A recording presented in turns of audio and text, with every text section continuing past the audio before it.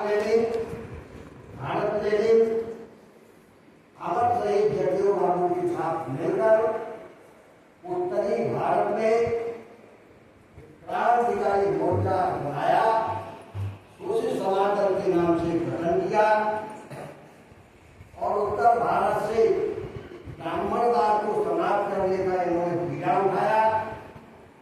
अमर शहीद जगदेव बाबू बहुत ही क्रांतिकारी व्यक्ति थे। शोषित क्रांति का नारा इन दोनों लोगों ने दिया। पहली बार भारत देश में शोषित क्रांति का नारा लगा और बिहार में 3 बार सरकारें भी शोषित समाज दल के सहयोग से बनी। पहली सरकार सिन्हा साहब से, यादव राजनीतिक थे, कुशवाहा उनकी सरकार की 3 दिन चली। उसके बाद महामाया प्रसाद जी बने, उनकी सरकार चली 45 दिन बनी। तीसरी बार सरकार बीपी मंडल यादव जी की बनी, जिनके नाम पर आयोग बना बीपी मंडल। आज सभी लोग जानते हैं कि शोषित समाज दल है। मित्रों में कहना चाहता हूँ, महामना बुद्ध से लेकर बाबा साहब, पेरियार रामास्वामी नायकर, ज्योतिबा फुले साहब, माता सावित्रीबाई फुले, गणेश सिंह यादव, इन लोगों की एक लंबी जमात है। इसी कड़ी में हम भगत सिंह को भी जोड़ते हैं। सारे के सारे लोग हमारे महापुरुष रहे, किसी न किसी रूप में सारे लोगों ने शोषित क्रांति का बीज बोया, उसको आगे बढ़ाने का काम किया। मित्रों, महान वो होता है जो महानता का कार्य करता है और बड़े पद पर पहुंच गया हो और संपत्ति अर्जित कर दी हो, उसके साथ लाखों की भीड़ चलती हो, वो महान नहीं होता। महान वो व्यक्ति होता है जो तले कुचले अभावग्रस्त गरीबों की सेवा करते हुए इनकी जमात बनाकर देश को आगे बढ़ाता है, समाज को आगे बढ़ाता है। महान वो होता है। ये हमारे महापुरुषों की ये है। कहना चाहता हूँ कि सारे के सारे अनुकरणीय है, इनका अनुकरण करने योग्य है। और जो अनुकरणीय होते हैं, प्रेरणा स्रोत होते हैं, वही महान होते हैं। महान व्यक्ति के पीछे बहुत बड़ी भीड़ नहीं चलती, लंबा समय लगता है और ये संदेश देते हैं। महामना बुद्ध ने संदेश दिया, उनका संदेश पूरी दुनिया में आज चल रहा है। भारत में ब्राह्मणवादियों की वजह से कमजोर हुआ और बाबा साहब अम्बेडकर ने भी दुष्टों की क्रांति के लिए संदेश दिया। असली राष्ट्रपिता तो बाबा साहब अम्बेडकर को कहना चाहिए। और समय पहले आजादी के दिनों में जिसको राष्ट्रपिता कहा गया, आज उनका कोई नाम लेने वाले पूरा हिंदुस्तान में कोई व्यक्ति नहीं है।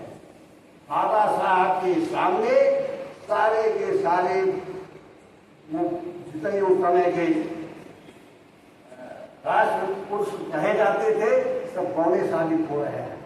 महात्मा गांधी का भी फोटो लगा है, इनको राष्ट्रपिता कहा गया।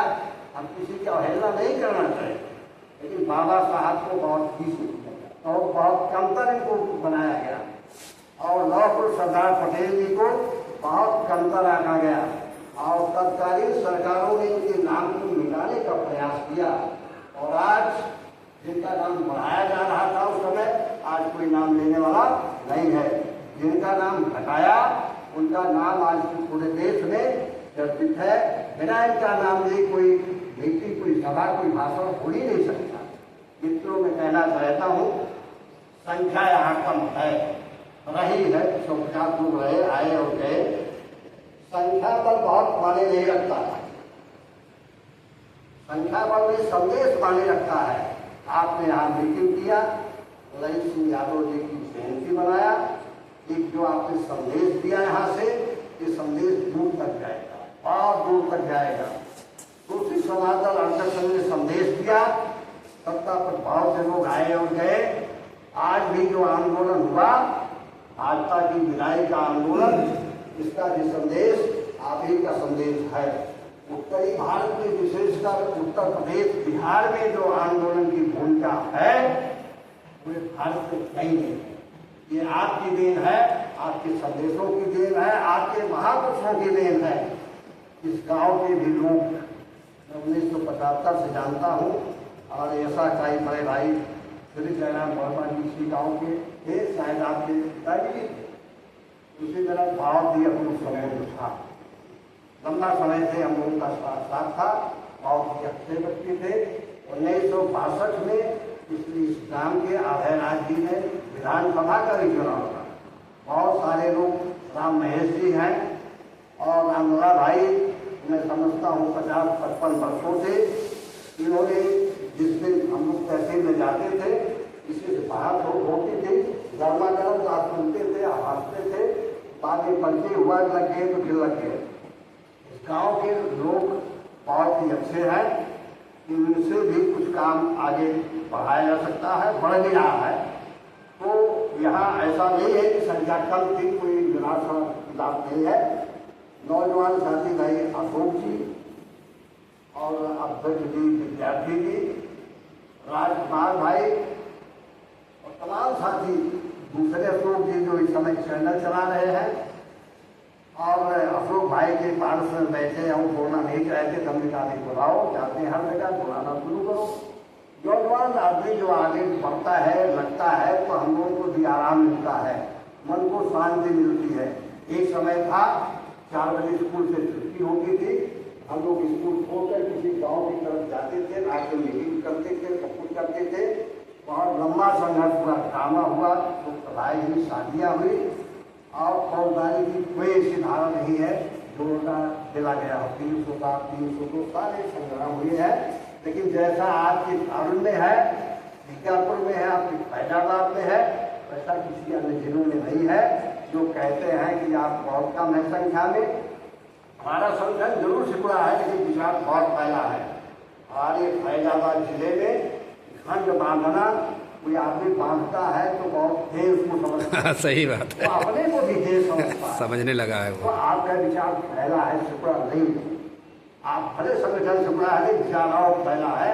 आपके लिए आप चले आइए प्रोत्साहन देंगे, और 12 बजे के चले आइए, चाहे जितने बड़े व्यक्ति, चाहे जितना धन संपत्ति हो, लेकिन वो मानसिक रूप से गुलाम है, स्वाभिमानी नहीं है। चांदा वांदा की बात होती है, बड़े बड़े लोग हैं, बड़े बड़े राजनीतिक हैं, पैसे वाले भी लोग हैं, लेकिन जो पृष्ठभूमि आपकी फैजाबाद की है, वो वहाँ की पृष्ठभूमि नहीं है। तो आरक्षण की आवश्यकता क्यों है?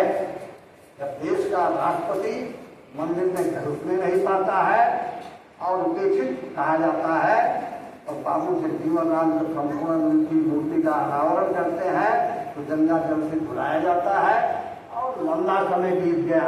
वर्तमान में भी मैं कहना चाहता हूँ, हम घर छोड़ते हैं तो घर को गंगा जल से नाम नहीं लेना चाहते हैं, गंगा जल से धो करके शुद्ध किया जाता है। क्यों? क्योंकि शुद्ध जात के आदमी में लेकिन ज्ञान नहीं है। ऐसे लोग जो गुजारे गए पीड़ित हैं, वो लोग भी संस्थान का खाता मांगते हैं, तो हो सकता है कि किसी से कोई कल्याण हो जाए। वैज्ञानिक आपकी आवश्यकता इसलिए है क्योंकि वैज्ञानिक को उसको सही और गलत का ज्ञान होना चाहिए, लेकिन प्रैक्टिकल नहीं है।